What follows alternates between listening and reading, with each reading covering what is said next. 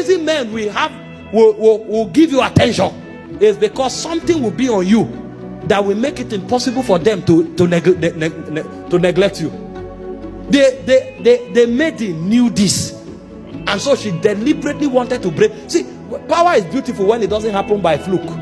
When you can make it happen, you can make it. You know what to do to make it happen. That was the demonstration of the excellency of the spirit that was revealed here. That somebody tells you you are finished, and you say, no, I'm not. I'm not because I trust anything, but I know what to do. Somebody tells you you will be kicked out, and you tell yourself, I can never be kicked out, not me. And you know what to do, and you do it and get the result. Such was the demonstration that this queen showcased here. He said, now it came to pass on the third day, the moment fasting was over. He said that Esther put on her royal apparel. Are you seeing something? She put on fasting before she put on royal apparel. Some people are putting on royal apparels without fasting. You are going for the job interview, you wore a suit, ironed your shirt, and everything was fitted. The moment you enter, the person who is interviewing you will say, Kai, if I employ this person, he will kick me out of this office. And even though you qualify, he will reject you. The suit that looks excellent will be the reason why you will not be employed. Because you have put on the royal apparel without putting on fasting. You bring a proposal and they now read it and say, my God, so this kind of thing is possible. They will say, get back to us. They will go and change the title of that proposal and turn it to their hands. You don't know this word. You don't know this word. They will turn the proposal to their own and tell you, you know, we can't fund that project. After 2 months, you will now see your project with another name flying. Is this not my project? Yes, it's your project, but they bought it over. He said, now it came to pass on the third day that Esther put on the royal apparel and stood in the inner court of the king's house, over against the king's house, and the king sat upon his royal throne in the royal house, over against the gate of the house. Go forward. He said, and it was so, when the king saw Esther, the queen, standing in the court, that she obtained. This is why she fasted. He said, when the king saw her, she obtained favor in the sight of the king. And the king held out to Esther the golden scepter that was in his hand. So Esther drew near, and the king touched the top of the scepter on her. Now, this favor is not English. See the impact. Hear what the king said. It is foolishness to utter such things, but when favor is at work, men actually become foolish. He said, the king said unto her, what will thou, Queen Esther? That is, what do you want me to do for you? And what is thy request? She has not asked. He said, it will be given thee even up to half of my kingdom. A man is not just willing to give you a gift. He wants to divide his kingdom. If you want to be a co-king with me, I will give it to you. What did she do?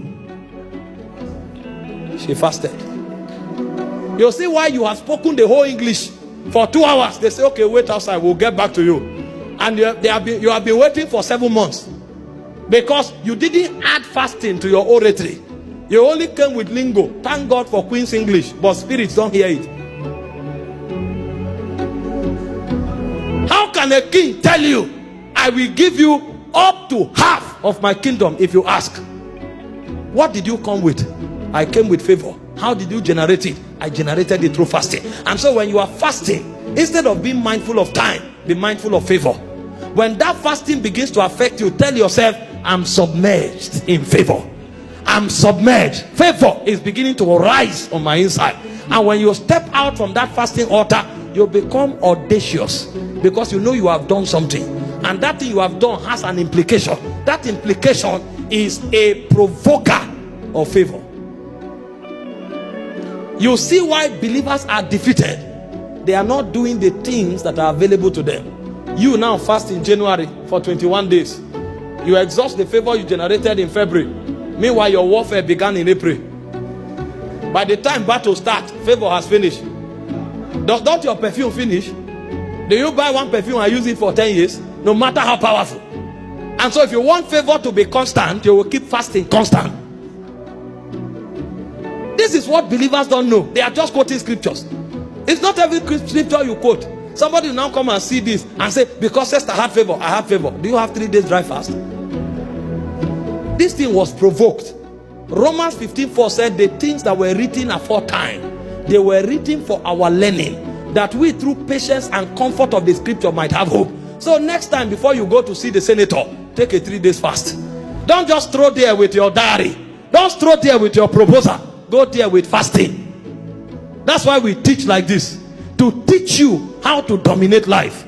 Next time before you open your shop and start the business for the year, put 7 days fast, so that when you open that door, even when your billboard is not working, the angels will invite them. Because it's not everybody that will seek you through advert. Some will not know why they came. If you ask them, they'll tell you, I don't know.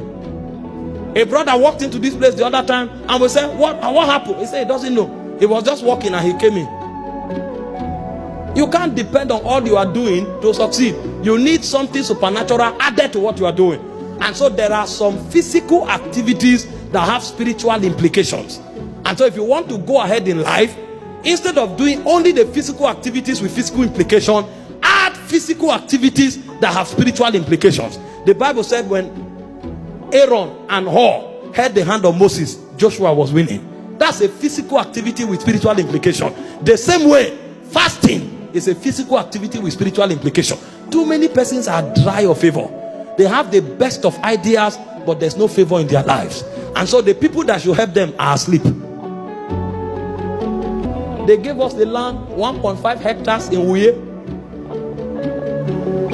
estimated to worth at least 1.8 billion.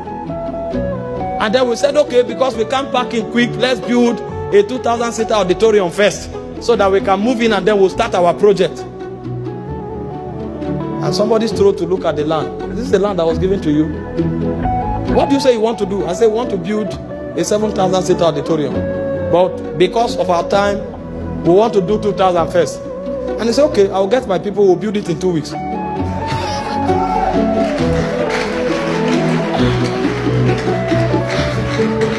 That's not the testimony.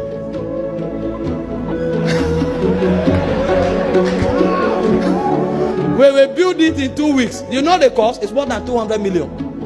As if that's not enough. As he now came, let's see the land so that we can bring stuffs to the field. Bulldozers are. He now saw 2 hectares by the side. He said, how about this one? I said to her, we don't know who owns it. He said, okay, I will call now. Let's find out the owner, so we'll add it.